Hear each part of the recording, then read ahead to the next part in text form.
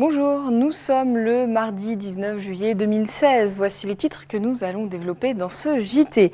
Après Madrid en 2011 et Rio en 2013, les Journées mondiales de la jeunesse tiendront la semaine prochaine à Cracovie, en Pologne. Près de 35 000 Français parmi les 2 millions de jeunes y ont été invités par le pape François. Cet après-midi, 280 Annéciens ont pris le départ pour 16 heures de voyage. D'autres jeunes ont fait le choix de vacances studios tout au long du mois de juillet. Ils ont appris la technique d'antan des maçons. Une douzaine de bénévoles travaillent à rénover le site de l'église abbatiale d'Entremont. Nous sommes allés à leur rencontre. Enfin, nous parlerons hockey à la fin de ce journal avec la fusion des clubs de Morzine et Chamonix. Une fusion qui porte de grandes ambitions. Nous le verrons avec un reportage consacré aux pionniers. Quelques images du grand départ pour les quelques 280 pèlerins du diocèse d'Annecy. Ils ont pris la route cet après-midi, direction Cracovie en Pologne pour participer aux 15e Journées mondiales de la jeunesse. Un événement qui va rassembler plus de 2 millions de jeunes du 26 au 31 juillet prochain à Cracovie, ville natale de Jean-Paul II. Ils seront près de 40 000 Français. Au programme, prières et échanges. À noter que 25 jeunes Haut-Savoyards ont choisi de rallier la Pologne en vélo. Ils sont partis le 11 juillet dernier. Au total, 370 pèlerins d'Annecy célébreront ces journées. On écoute le père Vincent Rossa et un pèlerin au micro de Sébastien Germain. Les jeunes, c'est l'esprit jeune, la fête, il y a des concerts, des festivals, etc. C'est la dimension de la rencontre et du partage. Donc voilà, dans des jeunes de tous les pays, de toutes les cultures, quand on voit aujourd'hui toutes les fragilités, les fractures dans le monde, c'est un temps très fort. Et puis c'est aussi un pèlerinage, une aventure spirituelle à la suite du Christ, voilà, pour un rapprochement de Dieu et une expérience intérieure. Ça redonne un élan de foi, on va dire. Ça recharge les batteries. C'est vrai que dans notre vie quotidienne, en tant que jeune, c'est pas forcément facile de vivre sa foi. Donc là, c'est vraiment l'occasion de se retrouver avec vraiment 2 millions de jeunes qui vont partager notre foi et voir qu'on n'est pas tout seul. Et voilà, ça donne vraiment beaucoup d'énergie, ça redonne un élan.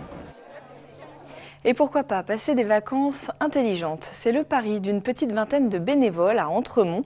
Ensemble, ils rénovent le temps de quelques semaines de congé une partie de l'église abbatiale d'Entremont, un travail mené par l'association Chantier Histoire et Architecture Médiévale. Elle mène une quinzaine de chantiers partout en France.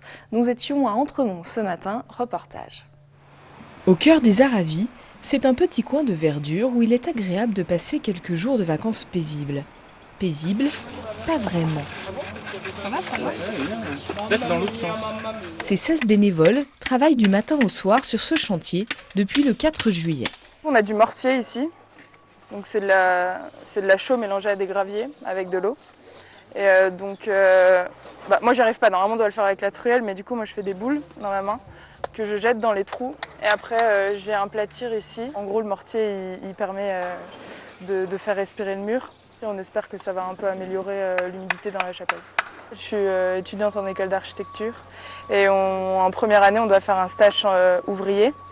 Et du coup c'est pour ça qu'on est venu ici, on se dit que c'était mieux d'être bénévole plutôt que d'aller dans une vraie entreprise et de pas forcément faire grand chose. Sur le mur de soutènement de l'église abbatiale, les vieux joints en ciment laissent place à cet enduit à la chaux naturelle. Des techniques d'autrefois transmises par l'équipe de l'association Chantier, Histoire et Architecture Médiévale. C'est son premier projet en Pays de Savoie. Ce mur s'avère être vraiment dans un très sale état. On voit bien que même les tentatives de réparation n'ont pas été faites correctement. Tous ces jeunes qui viennent, sauf ceux qui ont déjà eu des expériences de chantier à divers titres, vont découvrir réellement ce que c'est. Beaucoup de jeunes n'ont jamais fait de leur vie de bricolage ni rien. C'est une découverte et du chantier et des techniques, de l'encadrement, mais aussi de la vie collective. Une convention de 3 ans a été signée entre l'association et la commune. L'an prochain, les bénévoles termineront la rénovation du mur. Un partenariat intéressant financièrement pour la municipalité qui entend redonner ses lettres de noblesse à ce site historique. Au-delà de l'aspect financier, c'est vraiment l'aspect humain qui nous a intéressés. C'est une association qui est dans une démarche d'éducation populaire qui vise justement à sensibiliser les jeunes au patrimoine, à la notion de patrimoine, mais aussi à sa préservation. Donc c'est une association qui rentre tout à fait dans les objectifs que nous nous sommes donnés, nouvelle municipalité, pour les années à venir. La première phase du chantier sera terminée jeudi soir. Les maçons amateurs rejoindront ensuite la centaine de bénévoles du village. Ils travaillent depuis 2 ans à un spectacle son et lumière pour célébrer les 900 ans de l'abbaye d'Entremont. Rendez-vous est donné au public le 22 juillet à 21h30. Et j'ajoute que l'association invite toute personne d'Entremont ou de la région à la contacter pour les années à venir. Elle sera de retour l'année prochaine à Entremont donc pour terminer le chantier. Ce serait la fin de l'ETG. Selon nos confrères de France Football, le président des Roses, Eskander Bakhtiar, aurait annoncé aux salariés ce lundi le dépôt de bilan du club. L'information n'a pas encore été confirmée officiellement. La direction souhaiterait effectuer un ultime recours devant le Comité national olympique et sportif français pour se maintenir en national et donc au niveau professionnel. Je vous rappelle que le gendarme du foot français a officialisé il y a quelques jours la descente en championnat amateur des Roses. Et l'avenir s'annonce meilleur pour les hockeyeurs au Savoyard. La saison dernière, le Chamonix Hockey Club et les Pingouins de Morzine avaient arraché leur maintien en Ligue Magnus en toute fin de championnat. Pour ne pas revivre cette situation et pour s'aligner sur le nouveau cahier des charges de la Fédération française de hockey, les 2 entités ont fusionné cet été. Ensemble, ils ont donné naissance aux pionniers du Chamonix Morzine Hockey Club. Ce mardi matin, les dirigeants ont présenté leur nouveau projet, un projet très ambitieux. On voit ça avec Sébastien Germain. Être champion d'ici 5 ans. Les pionniers de Chamonix-Morzine ne veulent pas faire de figuration dans l'élite du hockey français.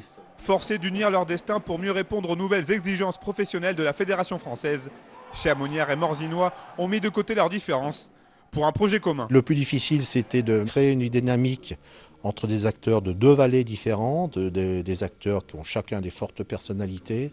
Mais très rapidement, il y a eu un consensus qui s'est mis en place, c'est-à-dire que l'intérêt du Chamonix-Morzine Hockey Club a pris le dessus et aujourd'hui, on ne parle que de la réussite du club. Tout naturellement, c'est Stéphane Gros, entraîneur des Chamois et ancien défenseur de Morzine, qui a été choisi pour coacher le nouveau groupe professionnel composé de 24 joueurs, auxquels s'ajouteront 6 jeunes issus du Hockey Club 74.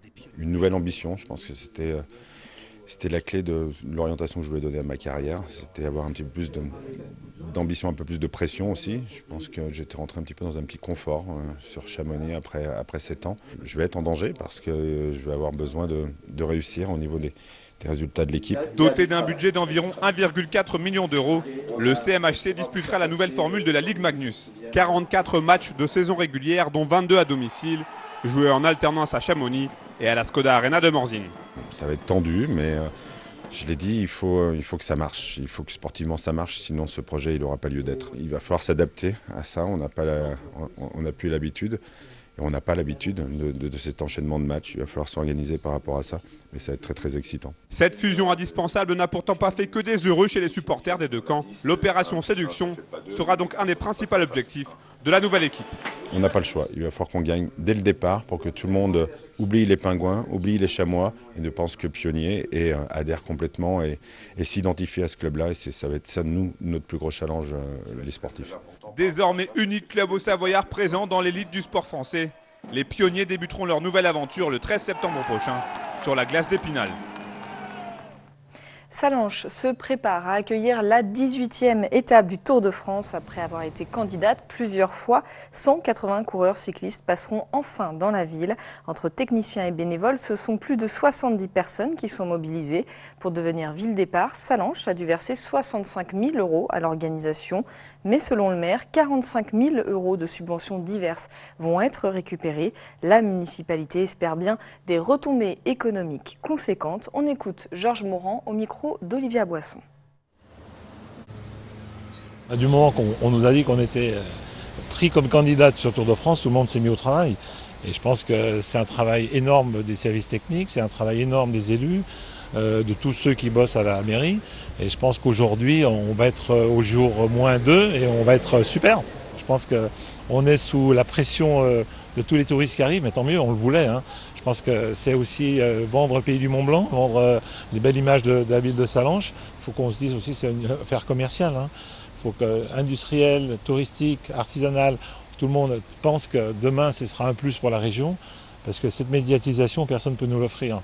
Donc il faut qu'on sache en profiter, il faut qu'on donne envie aux gens peut-être de venir s'installer ici, ne serait-ce qu'aussi que des gens, des professionnels puissent venir s'installer. Il n'y a pas que du tourisme. Et on aura, je pense, réussi avec beaucoup d'amour, mais aussi de passion, de faire venir peut-être des gens qui ne seraient jamais venus au Pays du Mont-Blanc. J'en suis sûr qu'on va réussir ces 3 jours de folie sur le tour. Et puis pourquoi pas changer pour une fois l'ordre de ceux qui sont en tête ou pas en tête aujourd'hui, parce que ce sera quand même très dur. Et puisque l'on parle vélo, cette bonne nouvelle pour Alexis Vuillermoz, le coureur de la formation chambérienne AG2R La Mondiale, a été appelé pour les Jeux de Rio en remplacement de Thibaut Pinot, malade et forfait. Ce seront ses premières Olympiades. Alexis Vuillermoz est arrivé 3e de la 15e étape du Tour de France dimanche. C'est la fin de cette édition. Merci de votre fidélité à l'information sur 8 Mont Blanc. Merci à toute l'équipe. Tout de suite, c'est Cénomag. On se retrouve demain pour un nouveau JT. Passez une très belle soirée.